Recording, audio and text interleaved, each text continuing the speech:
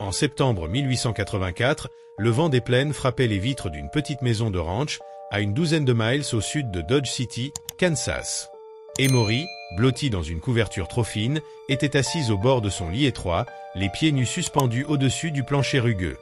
La flamme tremblante d'une lampe à pétrole projetait des ombres mouvantes sur les murs dépouillés de ce qui était désormais sa chambre nuptiale. Par la fenêtre, elle apercevait l'immensité de la prairie ondulant sous la lune, et au loin montaient les appels plaintifs des coyotes, accentuant sa nervosité. Lorsque la porte grinça, Preston Pittman entra. Âgé de 32 ans, grand et sec, les épaules marquées par des années de travail, il portait une simple tenue de ranch en lieu et place de son costume de mariage du matin, lors d'une cérémonie brève et formelle tenue au tribunal de Dodge City. Tandis qu'elle s'attendait à ce qu'il partage son lit comme le lui avaient raconté certaines femmes mariées, souvent sous l'effet de l'alcool, Preston, au lieu de cela, étendit une couverture près de l'âtre et déclara d'une voix neutre « Je dors ici, le lit est pour toi ». Ces mots laissèrent Emory bouleversé, incapable de comprendre s'il s'agissait de réserve, de froideur ou d'un refus plus profond. Leur union, conclue par nécessité après la mort de son père endetté, n'était visiblement qu'un accord pratique. Les jours qui suivirent confirmèrent ce constat. Il travaillait du lever du soleil à la tombée de la nuit, elle s'occupait de la maison, du jardin et des repas, et leurs échanges restaient limités à des formules utiles. Le soir, il reprenait sa place sur le sol près du feu, tandis qu'elle s'allongeait seule dans le lit, l'angoisse et l'humiliation rongeant son cœur. L'isolement pesait de plus en plus sur elle. Habituée au cercle de jeunes femmes et aux rencontres de quartier à Saint-Louis, elle se retrouvait désormais enfermée dans un quotidien silencieux, sans visite ni compagnie, le voisin le plus proche vivant à 8 miles. Les rares mots échangés avec Preston n'étaient que des réponses brèves, sans élan.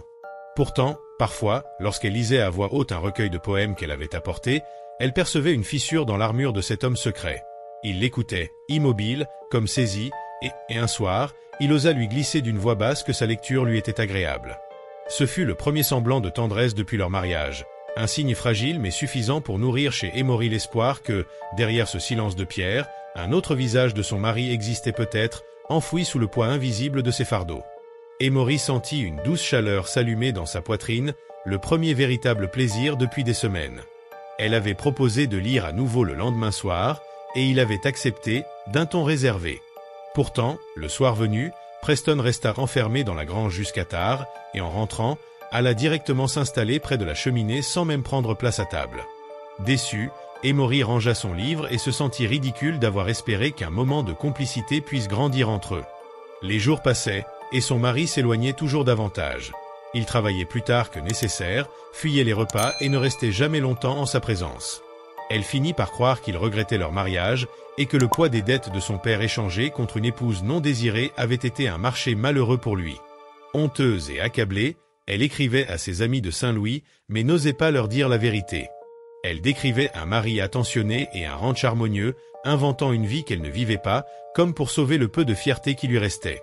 En novembre, alors que Preston constatait que l'hiver serait rude, elle comprit que ce n'était qu'un moyen de justifier son absence à venir. La première grande tempête de neige frappa peu après, et la maison trembla sous la violence du vent. Malgré le froid mordant et la peur, ils partagèrent quelques instants de coopération forcée. Elle préparait du café, réchauffait ses vêtements et l'aidait comme elle le pouvait. Ces petits gestes, plus intimes que des mots, la troublaient, surtout lorsqu'elle sentait ses doigts effleurer les siens. Lorsque Preston l'appela par son prénom pour la première fois depuis leur mariage, un frisson d'espoir la traversa. Mais, une fois la tempête terminée, il reprit aussitôt ses vieilles habitudes d'évitement, s'enfuyant dans son travail et son silence. Le temps passait, et Emory se sentait s'effacer. 3 mois d'union, et elle connaissait moins son époux qu'un voyageur rencontré dans un train. Les longues soirées glaciales accentuaient ce vide, jusqu'à ce qu'une nouvelle tempête les enferme à nouveau ensemble. Cette fois, la tension accumulée éclata. Elle osa lui reprocher de ne lui offrir ni affection, ni conversation, ni même la chaleur qu'il réservait aux bêtes.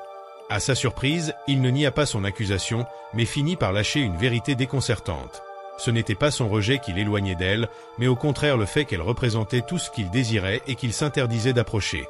Ces mots, douloureux et sincères, révélèrent une lutte intérieure dont elle ignorait tout et laissèrent Emory bouleversée, à la frontière entre la souffrance et l'espoir. Il lâcha son bras et alla à la fenêtre, regardant la tempête comme si le tourbillon de neige pouvait contenir des réponses. Sa voix, lorsqu'il parla, était plate et distante, comme s'il racontait l'histoire d'un autre. Il y a 6 ans, j'ai été marié. Elle s'appelait Sarah. Elle avait 19 ans, douce et naïve, un peu comme toi. Nous avons eu une vraie cour, un mariage à l'église avec toutes les cérémonies. Je me croyais l'homme le plus heureux du Kansas. Emory sentit son souffle se bloquer. « Que lui est-il arrivé » demanda-t-elle. « C'est arrivé à elle par ma faute » répondit Preston, son reflet dans la vitre ayant l'air hanté. « Nous étions heureux, du moins je le pensais. Elle aimait notre intimité et tomba vite enceinte. Nous voulions fonder une grande famille. » Il marqua une pause, comme écrasé par un poids invisible. L'accouchement fut épuisant, 2 jours et 2 nuits. À la fin, elle était si faible qu'elle ne pouvait presque plus parler, mais elle continuait à me dire qu'elle m'aimait, qu'elle était heureuse d'attendre mon enfant. Elle est morte quelques minutes après la naissance. Le bébé, un garçon, n'a vécu que le temps que je le tienne une seule fois. Il chuchota. Alors qu'elle rendait son dernier souffle, elle me regardait avec une telle confiance et tant d'amour. Elle m'a remercié de lui avoir donné un rôle, d'avoir fait d'elle une mère, même pour un instant. Les fragments du récit prirent place dans l'esprit d'Emory et peignirent une scène si tragique qu'elle peinait à y croire. « Tu te blâmes, murmura-t-elle.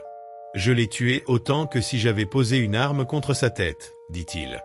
Mon désir, ma possessivité, le fait de l'avoir prise pour épouse lui ont tout coûté. Elle serait encore en vie si elle ne m'avait jamais rencontré. » Emory protesta, « Ce n'est pas vrai. » Preston, les yeux gris remplis de larmes contenues, rétorqua, « Est-ce que ça ne l'est pas? Elle était saine et joyeuse avant notre mariage. C'est mon contact qui a mis l'enfant en elle, ma semence qui a grandi et l'a tué. L'accouchement est dangereux, certes, mais des femmes meurent pour bien d'autres causes. On ne peut pas se blâmer pour tout, ou peut-on? » Il s'approcha, le regard intense. « Sais-tu ce que je lui ai dit avant qu'elle meure? Que je ne mettrai plus jamais une femme en danger. J'ai juré sur sa tombe que je ne laisserai plus mes désirs égoïstes détruire quelqu'un que j'aimais. » La tempête sembla se taire, comme si la nature elle-même écoutait. Emory comprit enfin la distance qu'il avait érigée entre eux, cette façon de fuir tout contact. « Quand il m'a fallu prendre une autre femme, continua-t-il, j'ai tenu ma promesse. Tu aurais mon nom, la sécurité de la maison, mais jamais le risque de mon corps. Mais je ne suis pas Sarah. Non, mais tu mérites tout autant la vie et le bonheur.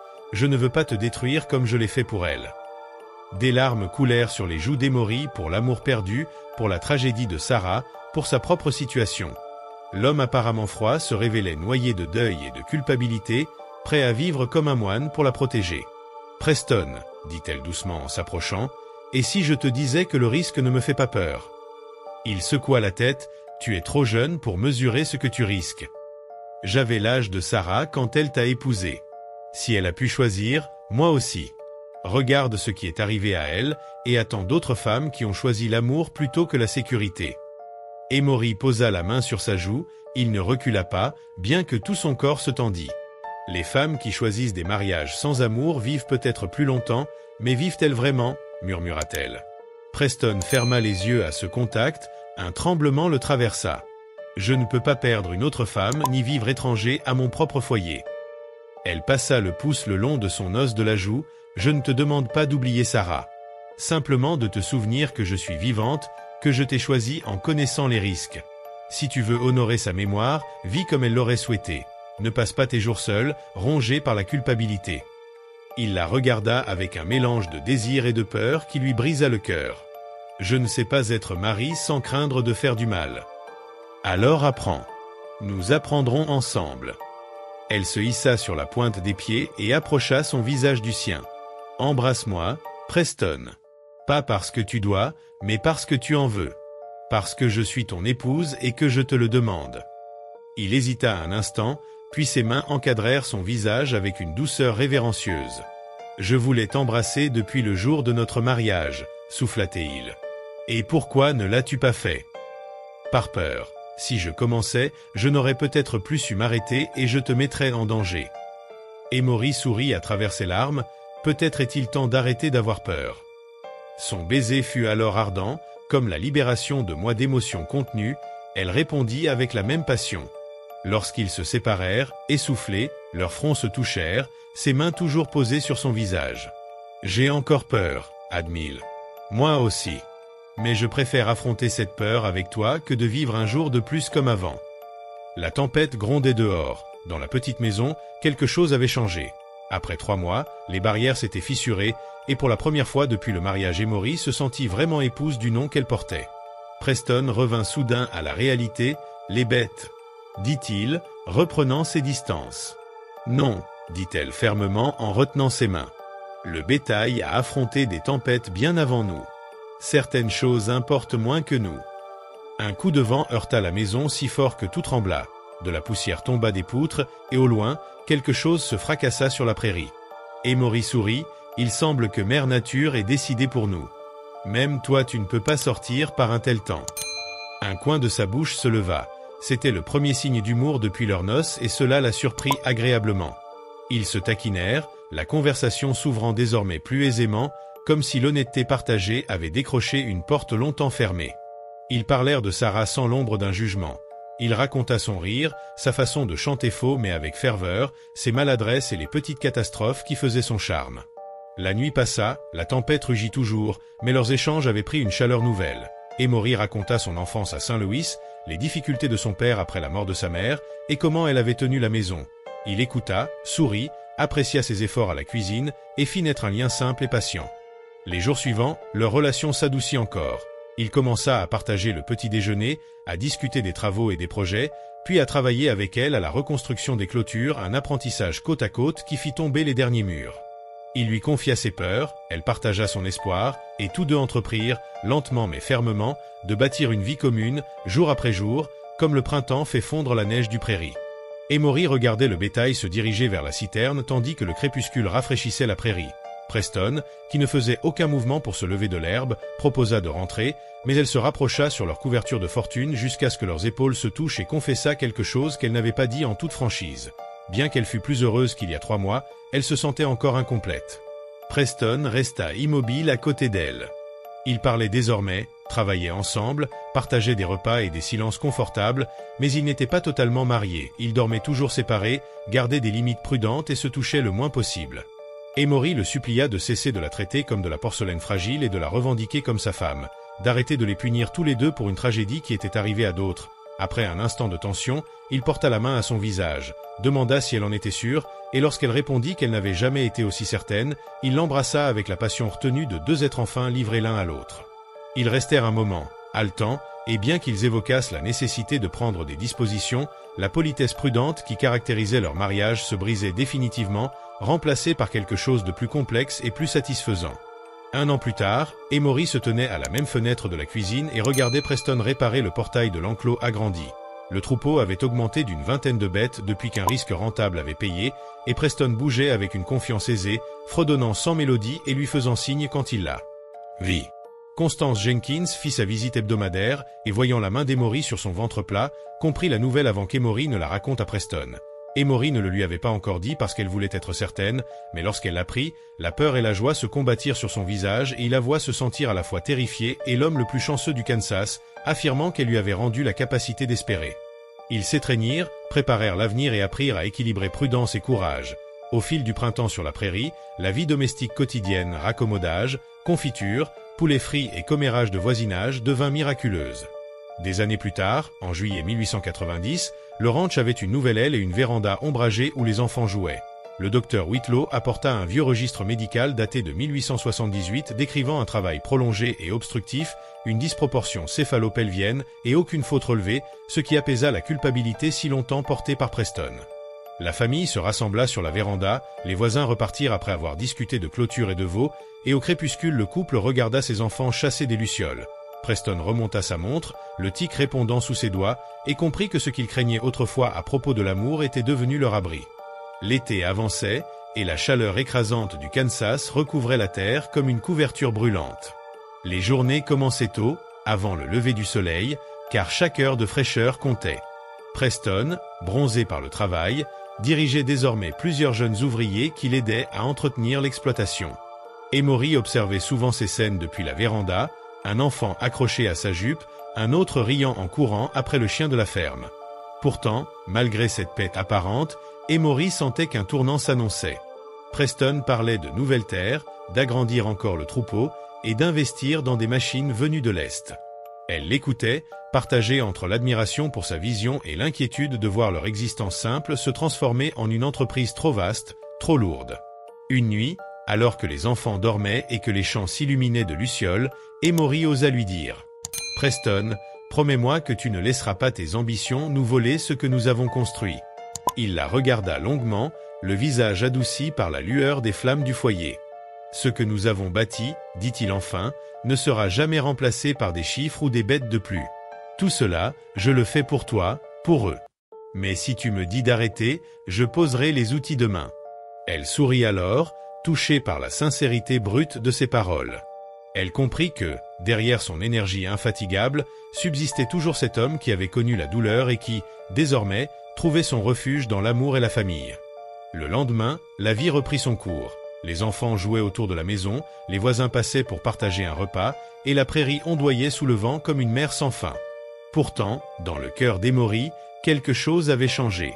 Elle savait qu'ils avaient atteint un équilibre rare, fragile, mais solide tant qu'ils choisiraient de l'entretenir ensemble. L'automne arriva plus sec qu'à l'accoutumée. La prairie, d'ordinaire généreuse en herbe haute, se teinta plutôt de brun. Les vaches maigrissaient à vue d'œil, et Preston, les bras croisés devant la barrière, comptait silencieusement les bêtes, songeur. « Nous aurons de quoi tenir l'hiver, dit-il un soir, la voix basse, mais à peine. » Emory, assise près de lui avec l'un de leurs enfants endormis contre son épaule, leva les yeux. Et si la sécheresse se prolonge? Il hésita. Jamais il n'aimait montrer ses doutes, mais elle devinait ses inquiétudes dans la raideur de ses gestes. Alors, nous vendrons une partie du troupeau. Ce ne sera pas un choix facile, mais mieux vaut sacrifier quelques têtes que perdre tout. Les semaines suivantes furent rudes. Chaque jour, Emory aidait à rationner les réserves d'eau, à sécher des légumes pour l'hiver, à surveiller les enfants qui grandissaient entre les corvées et les rires. Malgré la fatigue, il y avait toujours des instants suspendus. Une chanson fredonnée pendant la lessive, un repas partagé sur la véranda, un éclat de rire d'enfant qui dissipait les ombres du soir. Un matin, un voisin, Ellie Turner, frappa à leur porte. Son exploitation, plus petite, était au bord de la ruine. « Preston, dit-il, si tu ne m'aides pas à faire boire mon bétail, je perdrai tout. » Le silence fut lourd. Preston savait que ses propres réserves étaient limitées. Mais le regard d'Emory, posé sur lui, portait une réponse claire. « Attelle ta citerne, dit-il enfin. Tu viendras chercher de l'eau chez nous. » Ce geste eut des conséquences. La famille dut se priver davantage et l'hiver fut encore plus étroit que prévu. Pourtant, une solidarité nouvelle naquit. Quand les premières pluies de printemps revinrent, Ellie et d'autres voisins aidèrent à réparer les clôtures et à planter plus de champs qu'ils n'auraient jamais pu gérer seuls. Ainsi, au lieu de fragiliser leur foyer, la sécheresse avait forgé autour de Preston et d'Emory une communauté plus soudée. Un soir, alors que les enfants s'endormaient, Emory murmura « Tu vois ? Même la terre la plus dure peut donner quelque chose de précieux. » Preston lui prit la main et répondit simplement « C'est toi qui m'as appris ça. »